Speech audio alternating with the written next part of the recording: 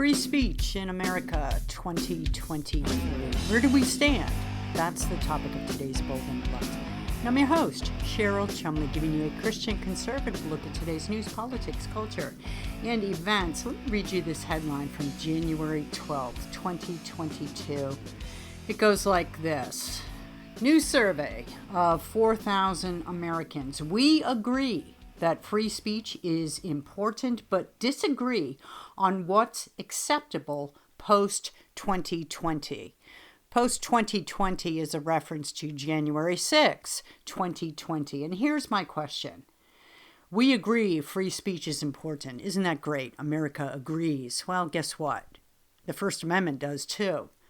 God-given liberties, the concept of rights coming from a creator and government being only in place to protect those rights that come from a creator, agrees as well.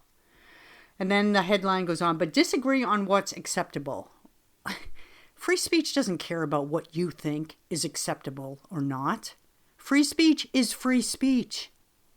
Once you start determining free speech, whether it's acceptable versus not acceptable, whether it's offensive versus not offensive, isn't that taken away from the concept of free speech? Yes, it is. Before I get into all that, I want to quickly mention, if you like Bold and Blunt, you may get Bold and Blunt at edify.app. That is the online platform for your faith-based podcast. At Real Life Network, that is Pastor Jack Hibbs's news-based, faith-based, mixture of faith and politics-based platform out in California. At WashingtonTimes.com, where you may also subscribe to my 3 times a week newsletter. It comes out Monday, Wednesday, and Friday, containing all the commentaries that I write all day long, all week long at the Washington Times, giving you the bullet points you need to fight the far left. And believe me, you need bullet points to fight the far left. So check it out. Go to the bottom of WashingtonTimes.com, scroll to the newsletter section, click on it, find my newsletter. It's called Cheryl Chumley, Bold and Blunt. Click on that, input your info, and you will be signed up for my 3 times a week newsletter, which, guess what? You'll also get my twice a week, Tuesday and Thursday, Bold and Blunt podcast. So if you don't like reading to get your bullet points to fight the far left lunatics in America, you can listen instead and get the talking points you need to fight the far left lunatics in America. Guess what? One more quick mention. You may also get Bold and Blunt wherever podcasts are offered. A year ago today, Yvette Alexander writes for Middle Tennessee State University. A year ago today, what started as a protest of the 2020 election certification at Capitol Hill, fueled by misinformation about the legitimacy of our election system, turned into a violent insurrection. Twitter permanently suspended then President Donald Trump's account over the risk of further violence, and Facebook later extended its own ban on the former president for 2 years. I'm reading this under the headline, News Survey of 4,000 Americans. We agree that free speech is important, but disagree on what's acceptable post-2020. So, post-2020 is January 6th. Under the First Amendment, Yvette continues, private social media companies have the right to moderate content that violates their rules. Well, that's not exactly under the First Amendment. That's part of America's free market system, right? If you are a private company, you do have the right to choose what gets posted on your social media private company platform versus what does not. That's sort of like saying the Washington Times as a private company has the right to choose who gets published on their opinion pages, right? So if we don't want the lunatic Alexandria Ocasio-Cortez spewing her socialist rot on the pages of the Washington Times, guess what? We say nope. Go somewhere else. Go to some far leftist site and get your crap published there because we don't want it. That is a free market, right? Get to determine what gets posted on your site versus not. So a little bit off base there. It's not under the First Amendment so much. It's under the free market system of America. Anyhow, back to this piece. Under the First Amendment, private social media companies, blah, blah, blah, moderate content violates their rules. But the writer goes on to say, the social giant's decisions to suspend the former president remain deeply controversial among many Americans. Knight Foundation, in partnership with the polling firm Ipsos, released a study on the first anniversary of this so-called insurrection. I disagree with that term, but I'm just reading, that illuminates both common ground and divisions when it comes to how Americans view speech rights. Guess what? This study reveals that Americans overwhelmingly believe entering the Capitol to disrupt the 2020 election certification was not a legitimate expression of First Amendment rights. No, you can't climb into a building and break down barriers and call it First Amendment. But where were the commentaries, about First Amendment, proper First Amendment expressions versus improper First Amendment expressions when the Antifa thugs were taking over streets in the state of Washington, setting up their Chaz zones and walking behind their cement barricades with weapons displayed on their bodies to keep out police. All the Democrats then applauded. Yay! Yay, free speech. That's First Amendment. Yay, go free speech. Even when the chaos that resulted from that operation, that Chaz operation, caused property damage to those who lived within the Chaz established zones, those who did business within the Chaz established zones. Not to mention the whole idea of citizens uprising and saying, police, you may not enter here. That kind of goes against what you would think would be traditional, normal law and order American principles. So Democrats on that, they were fine with that. They called that a First Amendment freedom.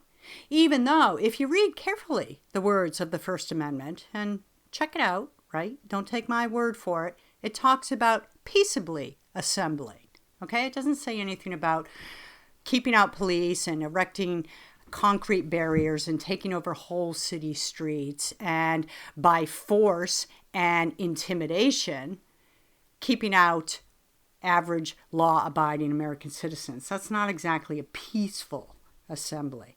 Anyhow, back to this survey, back to this report. Just 30% of Americans believe spreading COVID-19 vaccine misinformation is a legitimate expression of First Amendment rights.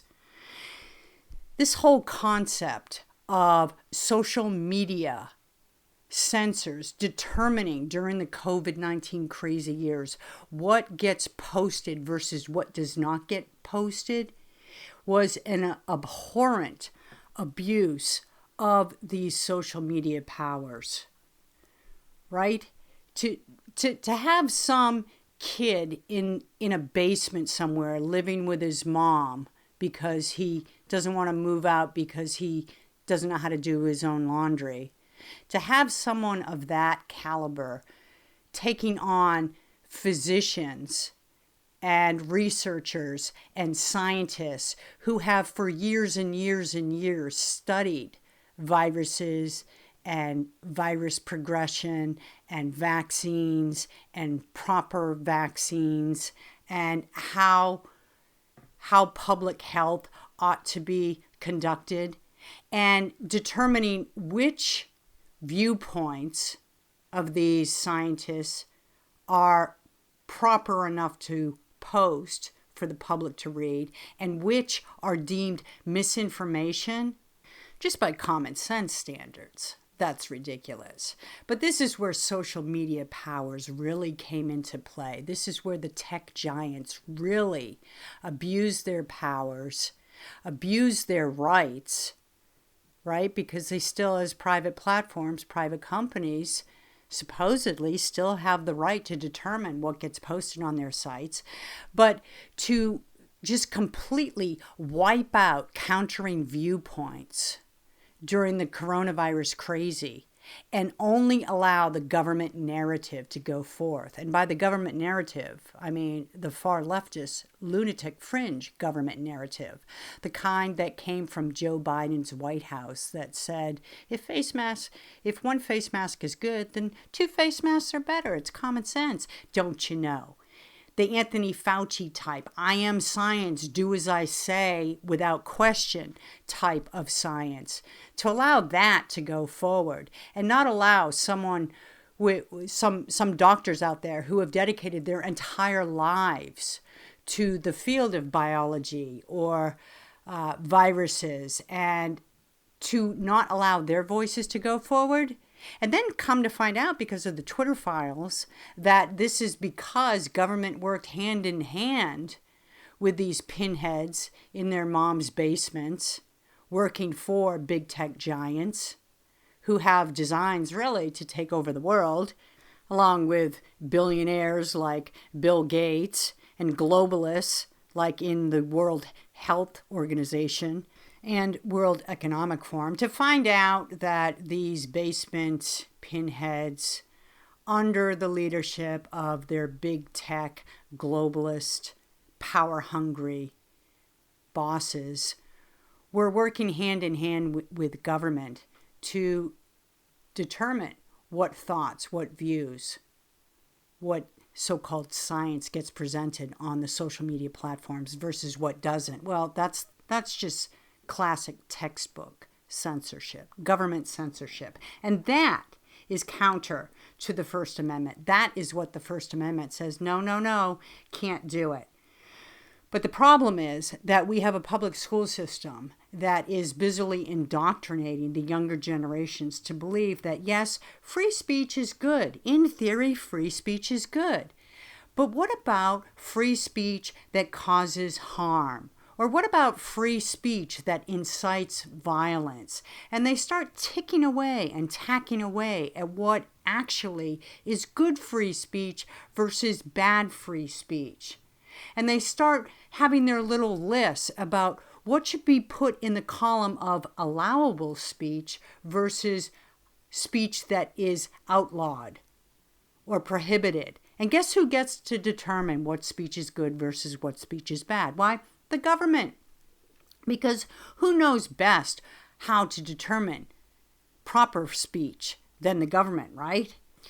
Besides, founding fathers owned slaves. So that makes their whole form of government, their whole constitution, their whole idea of First Amendment and God-given liberties. That makes all that moot. We've moved on. They were slaveholders. They were racist. They were archaic white men who just had no clue how to run society. So let's just toss that whole concept of First Amendment freedoms and start anew, start fresh. So luckily we have government, Democrats, working with their brainwashed youthful generations to tell us Americans that all along those concepts of free speech have been wrong, and now we need to start having check boxes next to speech in order to determine whether it's proper, whether we should actually say it or not.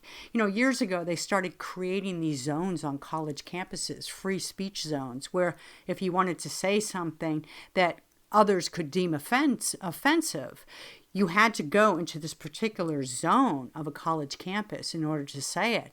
And I remember thinking at the time, like, what kind of Marxist society are we headed into?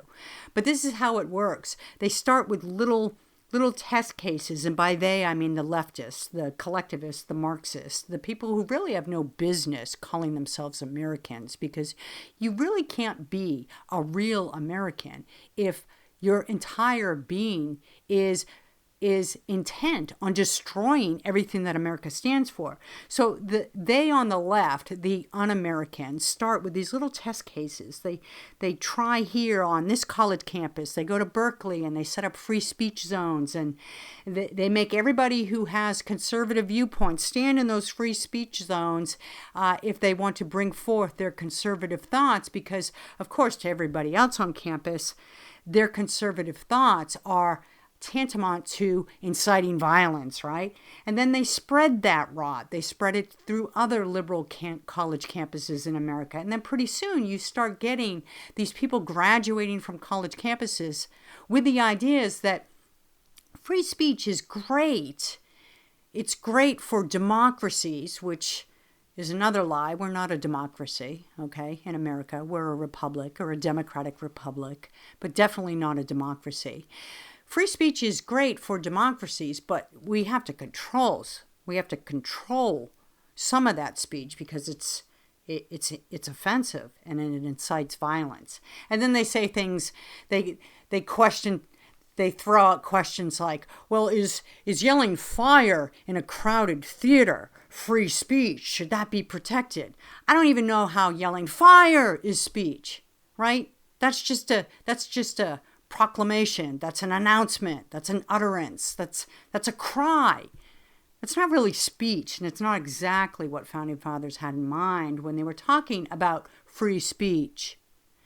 But this is how it gets started, right? This is how those whose minds are still developing get pointed down a path of censorship, of censoring free speech without even realizing they're being led down this path of censorship, of anti-free speech. The Democrats are really great at playing their Pied Piper songs and getting some of the younger generations to follow. And where it leads is where we're at right now in America. We've moved on from that debate about hate speech, which again is another leftist plant. I don't understand how you can have hate speech and hate crimes, right? And now we're at the point where we're actually training our next generation to believe that speech must be controlled by government. So I'm very happy to introduce my guest today because he is fighting back against all this censorship, and he's fighting in a way that is training the next generation in the proper way to go. That is to say, in the American free speech way to go. His name is John Solomon. You know him as one of the nation's premier investigative journalists who has made media appearances on all the big shows. He is the founder of Just the News, and guess what? He has a children's book out dedicated to advancing the ideas of free speech in America. John, thank you so much for being on Bold and Blunt. It is so great to have you here. It is great to join you. I am excited for you about becoming a children's book author with your newest Hidden Headlines. Do you say it Seymour or Seymour? Seymour Clues Seymour, mystery. yes, Seymour Clues. Yeah, then you get the play on that word, right? Seymour. Seymour, like in more free speech. Exactly. So tell me why you wrote this book, first off. You know, a couple of years ago, I was bewildered when I began to see a very large censorship engine, which, by the way, included mainstream media, the government, nonprofit groups, and big tech.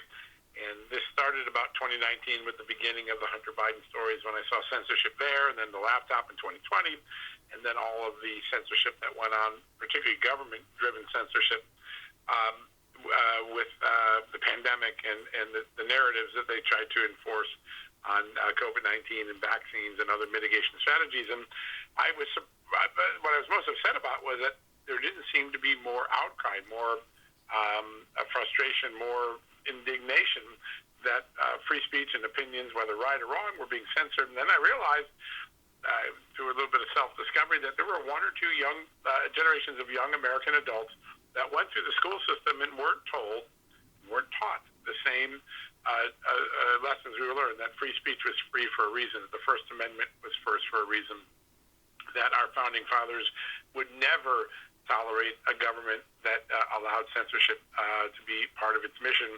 And I started to talk to some of these young people, and they're like, oh, quite the opposite. We were taught in school that in some circumstances, censorship could be a good thing, particularly if it was something that was disinformation. And so I became mortified, and I said to myself, if an opportunity presented itself, I'd like to find a way to provide the next generation of parents and grandparents some way to communicate this to the children, even if their educators weren't doing it. And so about 8 months, a year ago, I was left at home by my wife and son they went on a family trip. I stayed back behind, and I was given one mission: feed my son's new hamster and don't lose him. That's all I was given.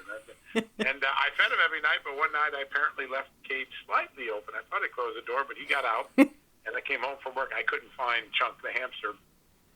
And I was mortified. I was not going to face the wrath of my wife and son. And so I went out to CVS. I went and got a stethoscope, and I went along the floorboards of the house until I found hiding in an air conditioning vent, and I put him back in his cage, and I thought I had dodged a bullet.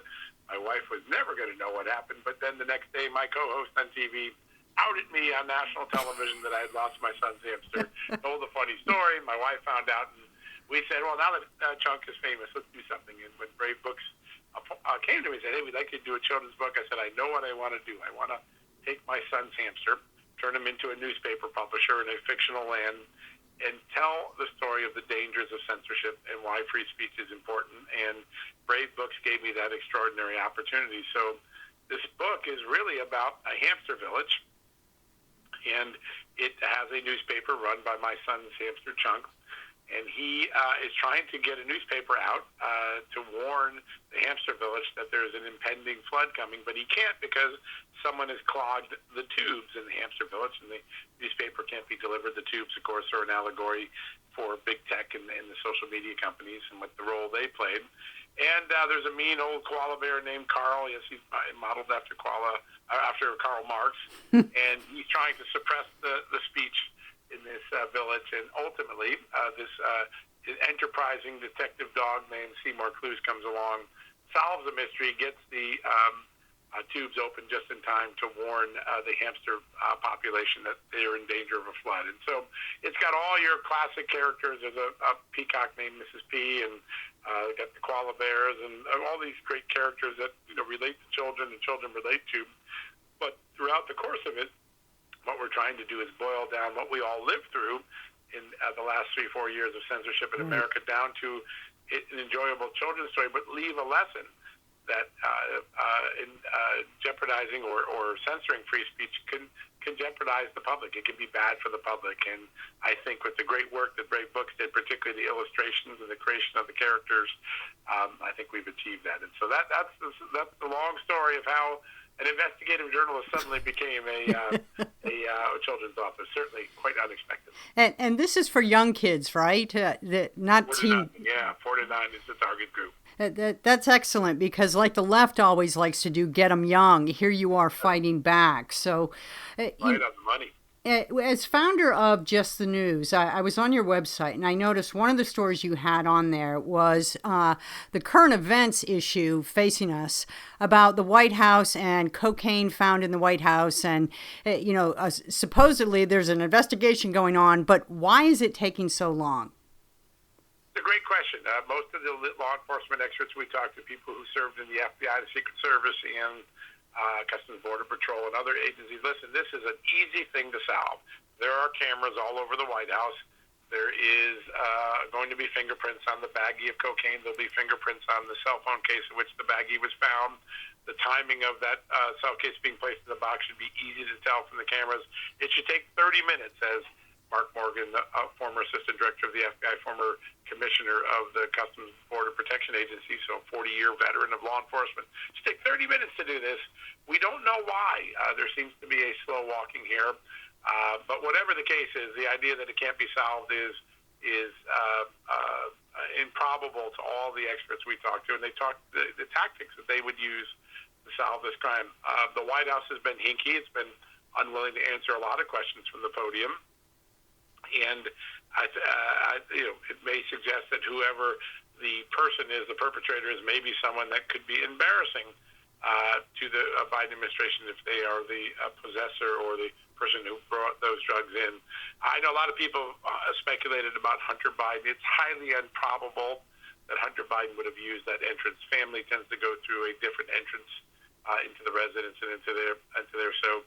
More likely it's somebody else that came visiting the White House during a period of time, and hopefully it'll be solved soon, because it's a moment that everyone is talking about. It's a cultural moment, perhaps a reminder, too, that we have so much cocaine and fentanyl in this country because of the situation that Joe Biden created at the border. The drug cartels are pushing so many drugs into the country that it's even common for someone to not even think about it, bring it into the White House. So that cultural moment is still sinking in for most Americans. Yeah, it's a perfect picture of this White House. And the reason I brought that particular topic up, though, is because you can point to media bias, which is what your children's book speaks of, hidden headlines. And if you look at how the media is allowing the White House basically to have a free pass, they're not insisting on an investigation. If this were Donald Trump, it seems to me like we'd already know. Oh, absolutely. There would be breaking news headlines, cocaine found in the White House, and there would be every panel would be about that on the mainstream media. We saw that with Russia collusion, which we knew early on, at least certainly I knew, was a false story, and we tried to tell the American public, eventually succeeded in getting them to understand the facts. But absolutely, this would be treated entirely differently if Donald Trump was in that White House. And in fact, some liberal media were trying to suggest that Donald Trump Jr. or someone like that was responsible, even though they have nothing to do with the White House. The obsession with Trump still exists today in the mainstream media. But this is a serious moment. Listen, it's serious because bringing illegal narcotics into federal property is in and of itself a crime. And so a crime has been committed. And it does seem as though the speed and desire to get this solved has been much lower and slower than would have happened if Donald Trump were in the presidency. What do you think of the federal judge's ruling? It seems to me, and I speak about the one where he reeled back the Democrats' ability, or this White House's ability, to work with big tech to stifle certain speech. What do you think of that ruling? Is it as optimistic as I see it? Well, it's a real acknowledgement that contrary to what our government has been telling us for the last few years, the government did commit censorship. I think a congressional report that came out 2 weeks ago captured it perfectly based on the facts that I know, that we did a lot of reporting on this last year. It was censorship through proxy. The government would identify content they would like to see censored. Sometimes they went directly to the social media companies, made the request, but then left the judgment to the big tech titans. That makes the big tech titans the proxy of the government. And then other times they had a nonprofit group, which often got funding from the very federal agency that was asking for the censorship, and they became the proxy to try to get content censored. In either scenario, which is now no longer in factual doubt, the government engaged in an infringement of the First Amendment that the courts have, at least this particular judge has clearly ruled, stepped over the line. I think most free speech advocates also acknowledge that this is censorship that's not allowed under the Constitution. What's really fascinating is to see Democrats right now embracing it, saying this is a good thing. Why are we fighting this? We do want censorship. We now see in plain view something that the Democrats originally denied they were doing. Now they're embracing it, saying, well, we have to do this. We have to create campaigns against disinformation. I think the Supreme Court, based on its long history of sustaining the First Amendment, including in the wedding cake designers case over the last one that came out one of the last ones that came out this session, this Supreme Court has been really on the side of free speech, and whenever government intervention is involved, it has ruled on the side of liberty and of individuals.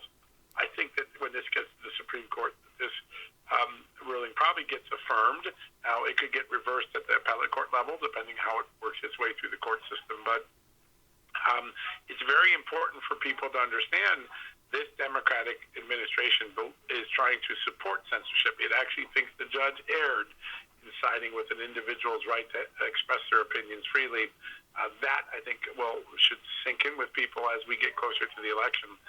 There is an entire party that believes stopping certain opinions in America is a good thing, and the right of the government to do so. I don't think our founding fathers would agree with that. And the problem here is, and I know our time is tight, so this will probably be the last question, but the problem is, no matter how the courts rule for or against free speech, for or against censorship, the bigger problem is what you started this discussion with, talking about how kids today are being taught in public schools that free speech is good, but some free speech is bad and needs to be censored and controlled. And I'm glad your children's book, Hidden Headlines, is addressing that point. But how optimistic are you for the future of America if the next coming generation sees censorship as a rightful role of government? The big and for me to absorb is that there are two adult generations already through their impressionable years of youth who believe that this value of fighting disinformation through censorship is a good thing. We may not get those back. We have a lot of education, and perhaps the courts are the only stopgap in preventing this these current generation of adults that are in big tech, they're in politics, they're in corporate America, to get them to back off that belief, or certainly not impose that belief on America. The optimism is we now know that this was taught. We may not have known it at the time, but we now know it's ingrained in our education system, just like the notion that your skin color could determine your outcome in America, something that's anathema to the American enterprising spirit, and that men can be women and women can be men. Those things are now also in the education system. There is a really significant pushback led by parents, who are often the best advocates. Parents can solve the problem so that the current generations of kids going in school and future generations going through school don't get taught these lessons. I fear, though, we have people in their 20s and early 30s that were so indoctrinated with this concept and the idea of fighting disinformation, which really is fighting your opponent's opinions, that it may be very hard to erase it from their belief system and from their action system. And that's why the courts probably become a very important counterbalance to these young adults that are now coming of age in all of the different sectors of our economy and governance. The war for preventing in the future really is in the school system now, and I think young parents are at the forefront of ensuring that this doesn't poison another generation's minds. And I think a lot of people saw that sentiment, that fervor over the weekend when Donald Trump and Nikki Haley and Ron DeSantis spoke at the Moms for Liberty event. Moms of all different generations, moms of all different backgrounds, moms of all different geographic distribution coming together in Philadelphia and saying, you're not going to co-parent our children. You, the government, are not going to come co-parent with us. We are going to determine our children's future. That is a very powerful movement that I suspect is going to expand for quite some time. Yeah, that's good news. I agree. Parents are really seizing back their rights over their children. And that would be the one bright light of the coronavirus shutdowns. Parents saw what their kids were being indoctrinated with in the school systems. And again, that's why I'm so glad you're out there hitting these issues hard. And now with your children's book, Hidden Headlines, a Seymour Clues mystery. I assume you can get it everywhere, Amazon, wherever books are sold? Yes, it's available. The easiest way is to go to bravebooks.us. There's all sorts of opportunities. There's an opportunity to subscribe to a regular book club month. Every month of the month, you get a new book that's of similar value and similar values. And, so you can do there, or you can buy the book a la carte. And it's also available on Amazon, where it's doing very well as well. Excellent. Thank you, John Solomon. Thank you so much for the work you do, and thank you for being on Bold and Blunt. Well, Cheryl, great honor to be with you. Hidden Headlines. Again, that is the title of the book. Make sure you pick up a copy for your kids today, because the public school systems are coming for your children's minds, and you have to do whatever you can to counter that propaganda. Thank you for listening. I want to remind you, if you like Bold and Blunt, you may get Bold and Blunt at edify.app, at Real Life Network, at WashingtonTimes.com, and of course, wherever podcasts are offered. Tune in next time, and in the meanwhile, don't forget, stay blunt, stay bold.